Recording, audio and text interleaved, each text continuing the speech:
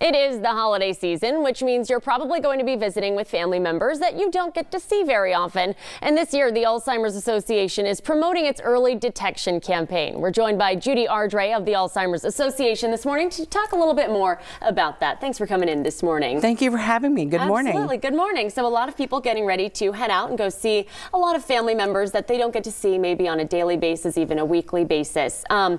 We want to talk about some of the warning signs to watch out for that you may be experiencing with some of your family members if they could be experiencing Alzheimer's. Talk about some of those warning signs. Sure. Well, the first thing that people notice generally is just memory lapses, people forgetting important conversations, people missing appointments. Yeah. So if you go to visit your family members and you see that somebody also can't do the things that they used to do, like maybe your mom can't put together a dinner like she used to. She's having trouble with that. Your dad can't work his telephone or his remote like he used to. So things that they used to be able to do and can no longer do easily are problems. If you notice changes in the household, so somebody who used to be neat and tidy and all of a sudden the house is disorganized and maybe some bills are lying around and they're not paid or things like that. You know, anything that's really difference in mood and personality.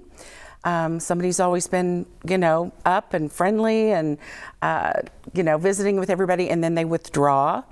So those are all some of the things that you could look out for. But basically, something's changed. Yeah. When you notice something's changed. Absolutely. What would be a good way for someone to approach a loved one if they do see that someone's experiencing those? Because it's a tough thing to want to do, especially over the holidays. Right.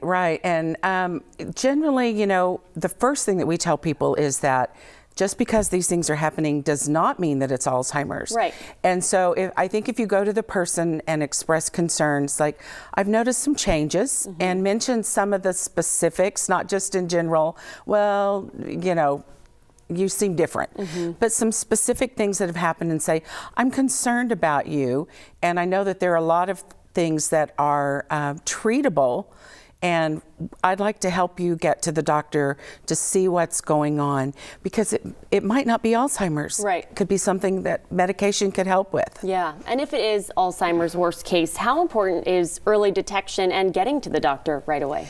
So what we're seeing is that with early detection, there are a lot of benefits.